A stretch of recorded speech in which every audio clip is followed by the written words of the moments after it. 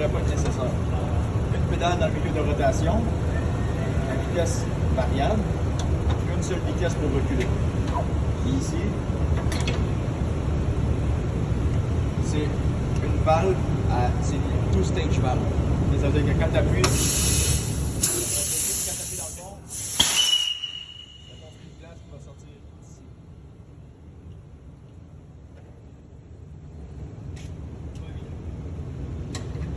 Comme ça.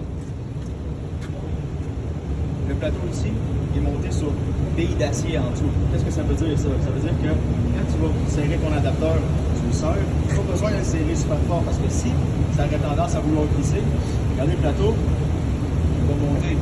Dès que ça va vouloir glisser, le plateau va simplement tourner sur les billes et le monter, le serrer tout simplement. Pas besoin de serrer ça super fort. Ici, mon bouton head, c'est ça ici. Monter, descendre, upper roller, lower roller. Et ici, on a indent control. Indent control, qu'est-ce que ça veut dire? Ça veut dire que c'est la roulette qui va tilter. Tu peux choisir si tu veux la machine en mode automatique ou manuel. Manuel, c'est toi qui vas faire l'indent. Quand tu peux le faire rentrer, tu remontes. Ou tu le choisis en mode automatique, ce que moi je conseille parce que c'est plus intuitif. Quand tu vas aller sur le bac, il va te guider tout seul. Quand tes bras sont tous rentrés dans le pneu, une fois que tu es dégagé, seulement en mode automatique. Tu appuies sur les deux ici, tous tes bras retournent en position maison. Ici, on a un bouton Memory. Memory, c'est pour ce bras-là ici. À quoi ça sert? C'est que quand tu vas placer ta main sur le bord de ton rim, tu vas juste cliquer longtemps, la lumière va s'allumer. Puis après ça, tu vas faire ça ici, tous tes bras vont partir. Quand tu vas être prête à re-rentrer ton pneu, tu vas juste appuyer sur Memory, il va se placer tout seul.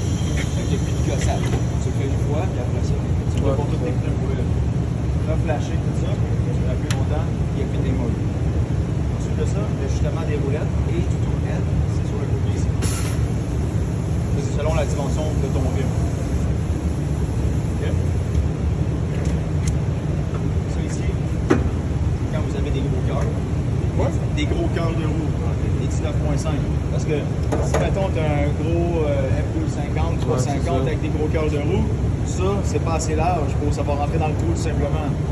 Ça va aller comme ça. Si jamais le cœur est trop gros, il passe par en bord de ça, vous allez mettre ça ici.